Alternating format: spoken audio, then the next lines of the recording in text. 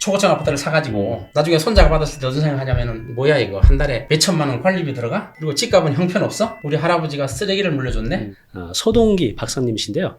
박사님 모시고 여러분들이 궁금해할 만한 부동산, 현황, 또 앞으로의 투자 방법들도 가이드를 받겠습니다. 빅톡TV 유튜브 운영하신다며? 네, 빅톡. 그 거기는 빅톡이 무슨 뜻인지 아세요? 빅이 큰 빅인가요? 우리가 말하는 빅톡은 큰 화제거리 이런 의미를 갖고 있습니다. 빅톡 TV를 운영하고 있습니다. 거기서도 부동산 관련 콘텐츠? 네, 부동산 관련입니다. 그래요. 한번 가서 보시기 바랍니다. 네. 지금 이제 부동산 시장을 보면 굉장히 혼돈스러워요. 뭘 어떻게 결정하기가 굉장히 힘든 거죠. 왜냐하면 지금 달러도 계속 올라오고 금리도 높아지고 러시아 우크라이나 전쟁, 고령화, 인구 감소 이런 이제 변수들이 아주 그냥 빠르게 바뀌어가면서 무엇을 어떻게 해야 될지 굉장히 감을 잡기 힘든 것 같아요. 엄청 힘들죠. 그래서 중심을 잡는 게 필요할 것 같아요. 여태까지 뭐 있었던 부동산의 뭐 사이클 이런 게 참 다 뒤집어지는 형태예요. 그러게. 지금. 네, 맞아요.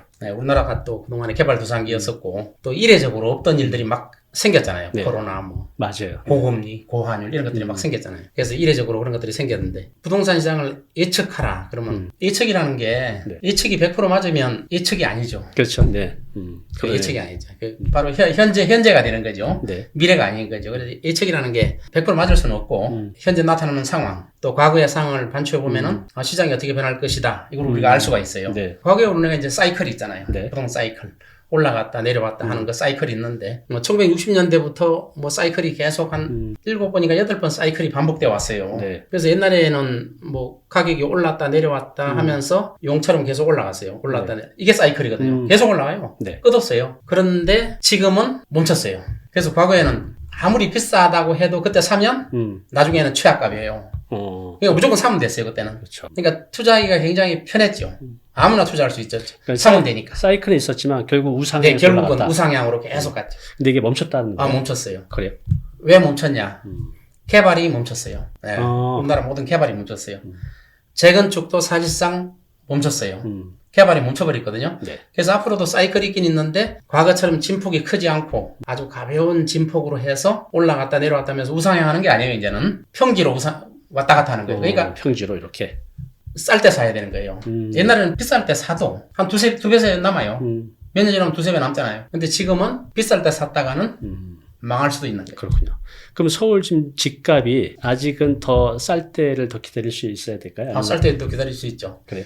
원래 이제 특히 서울 중심지 같은 경우가 값이 잘 안 떨어지잖아요. 원래 부동산은 도시 이론에서 중심지가 가격이 제일 높고 완만하게 도시가 형성되면 가격이 완만하게 이렇게 산처럼 일로요. 도시가 발달하면 발달할수록 이게 뾰족하게 돼요. 그러니까 중심지 가격이 점점 높아지면서 높은 가격이 일부만 있는 거죠. 그래서 뾰족하게 돼요. 뾰족하게. 그래서 부동산 시장에서 사이클에서 가격이 상승할 때는 중심지부터 상승해요. 꼭대기부터. 하락할 때는 외곽부터 하락해요. 그러니까 이게 사이클이 중간에 멈춰버리면 외곽부터 하락하다가 나중에 꼭대기는 하락하지도 않고 또 상승할 수도 있어요. 근데 지금 현재 국면은 장기 기간의 경기 침체가 지금 예고되어 있어요. 고환율, 고금리, 저성장, 고유가 엄청나잖아요. 그래서 예고되어 있어요. 그래서 중심지도 하락할 수 있다는 거예요, 지금. 우리나라가 뭐 중심지 하면 주로 이제 강남 이런 쪽으로 쓸 수 있겠지만 용산 핵심지가 있잖아요. 그런데도 떨어질 수 있다는 거죠. 앞으로 부동산 시장이 어떻게 될 것이냐. 그동안에 너무 급격하게 올라왔기 때문에 이제 사이클상 하락할 때가 됐어요. 원래는 코로나만 아니었으면 코로나 때 하락했어요. 사이클이. 근데 코로나 때문에 하락을 못하고 과잉 유동성, 거의 제로금리잖아요. 가격이 상승해버린 거예요. 떨어질 때 안 떨어졌잖아요. 지금은 최소한 2, 3년 정도는 떨어질 거다. 중심지도 좀 더 지켜봐야겠네요. 중심지도 이렇게 지켜봐야 될 것이다. 그래서 투자하시는 분들은 당장 투자하기보다도 최소한 내년까지는 기다려봐야 투자할지 말을지를 판단 내릴 수 있어요.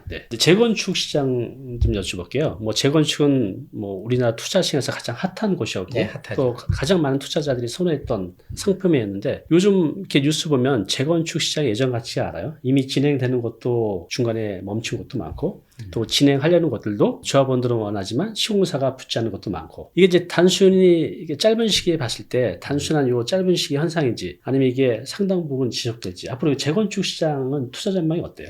결국 용적률이거든요. 재건축이 가능하려면 용적률이 최소한 200% 정도 됐을 때 재건축이 과거에는 이제 5층짜리 빌딩을 재건축하잖아요. 우리나라 이제 1958년에 처음으로 5층짜리 아파트 문화가 처음 생겼잖아요. 얼마 되지도 않아요, 우리나라는. 그러네요. 그래서 58년에 처음으로 아파트가 생기고 그때는 다 5층짜리 아파트잖아요. 5층짜리. 네. 근데 그때 5층짜리를 재건축하려면 어때요? 15층, 20층 졌잖아요. 그러면은 분양 물건이 많이 나오죠. 네. 그러니까 그때 5층짜리를 가지고 계신 분은 재건축을 하고도 분양 물량 때문에 돈을 더 가져가요. 내가 지금 13평짜리 살았어도 나중에 30평형 받고도 돈을 더 가져가는. 어떤 분들은 또 40평형을 가져가기도 해요. 네. 그런 이득을 얻었어요. 근데 지금은 재건축이 어떤 형태냐? 20층짜리, 15층짜리를 재건축하는 거예요. 용적률을 2배로 늘려주지 않으면 분담금이 과다해요. 굉장히 과다하게 돼 있어요. 그래서 지금 재건축이 굉장히 어려운 상황에 놓여 있는 상태죠. 그렇죠. 그럼 이제 예를 들어서 이미 이제 시작하는 재건축 단지들 중에서는 용적률을 더 올릴 수 없거나 올려도 조금밖에 올릴 수 없고 건축비는 엄청나게 올랐고 금리도 이 사업비에 포함이 되는데 금리도 영향이 있는 거죠 지금. 금리도 영향이 크죠. 그래요. 그럼 이제 장기적으로 재건축 시장은 투자 경험이 이렇게 밝지 않다고 봐야 되나요? 용적률을 많이 주면 가능하죠.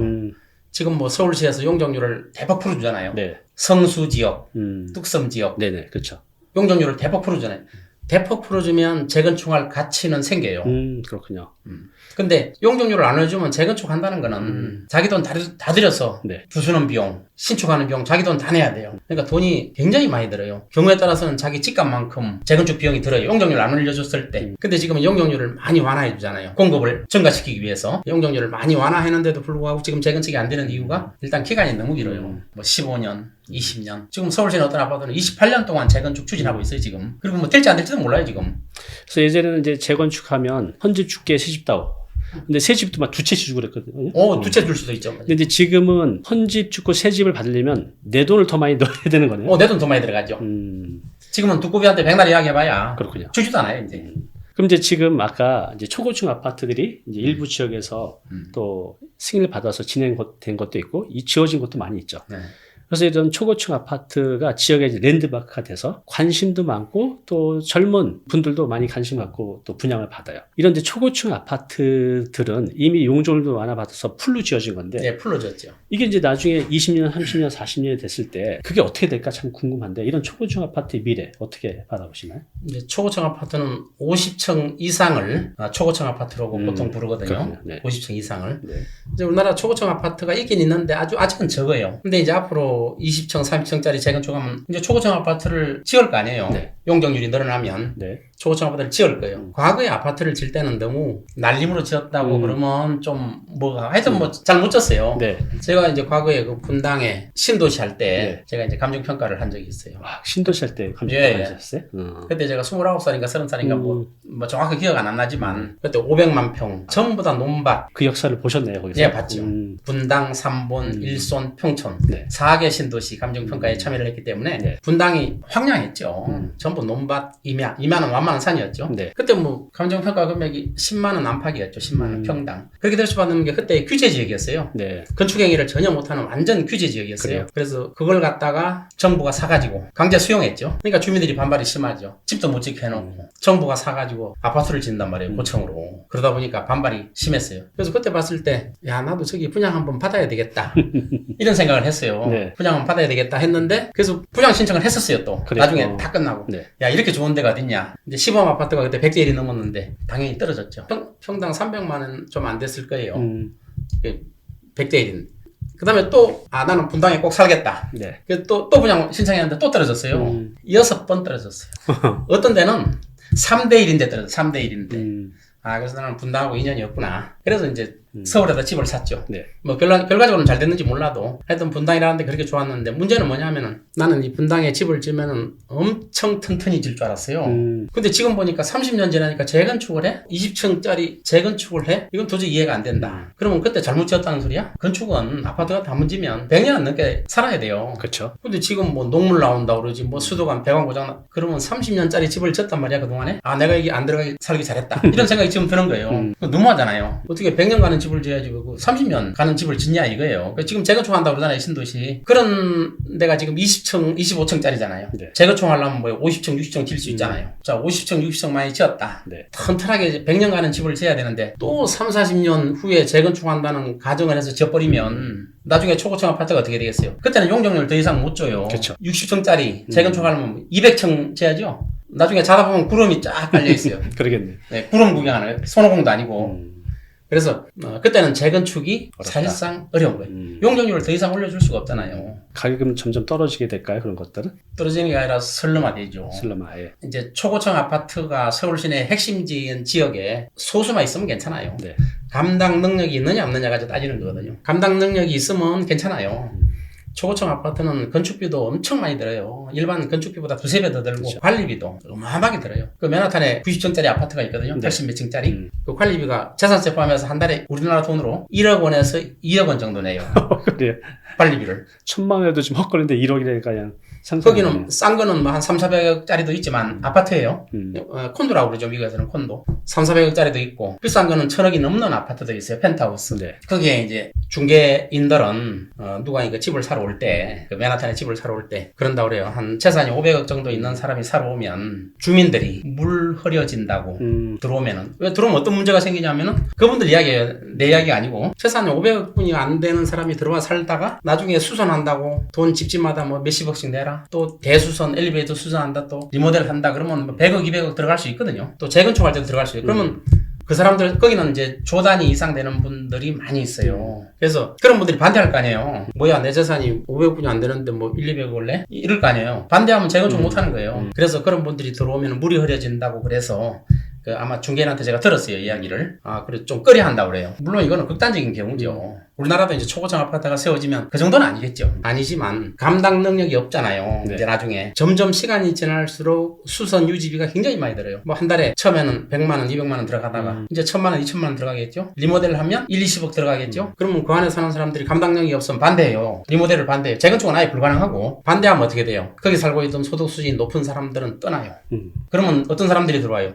낡은 집에 비도 좀 새고 엘리베이터도 좀 삐그덕 거리는데 싼 집에 이제 들어오기 시작. 이게 설렁하거든요. 계층이 바뀌는 거예요. 그래서 초고층 아파트는 감당 능력이 없는 사람이 살면은 설렁화된다 이거죠. 이제 그런 것들은 이제 살다가 한 눈치 봐서 한 10년, 20년쯤 돼가면 그렇죠. 빠져나올 전략을 그게 최고죠. 알겠습니다. 만일에 제가 초고층 아파트를 사가지고 내 아들, 손자한테 물려준다고 생각하면 안 팔고 끝까지 나중에 손자가 받았을 때 어떤 생각하냐면은 뭐야 이거 한 달에 몇천만 원 관리비 들어가? 그리고 집값은 형편없어? 설렁화됐어? 우리 할아버지가 쓰레기를 물려줬네? 그러니까 중간에 팔고 나오면 괜찮아요. 네. 그래서 이런 초고층 아파트는 감당 능력이 있는 분들이 살면 괜찮은데 네. 초고층 아파트를 여기저기 짓지 말라는 거예요. 감당 능력이 있는 특정 지역에 일부만 있어야 되지. 그렇군요. 수도권 외곽에 그걸 짜놔도 나중에 쓰레기에 다.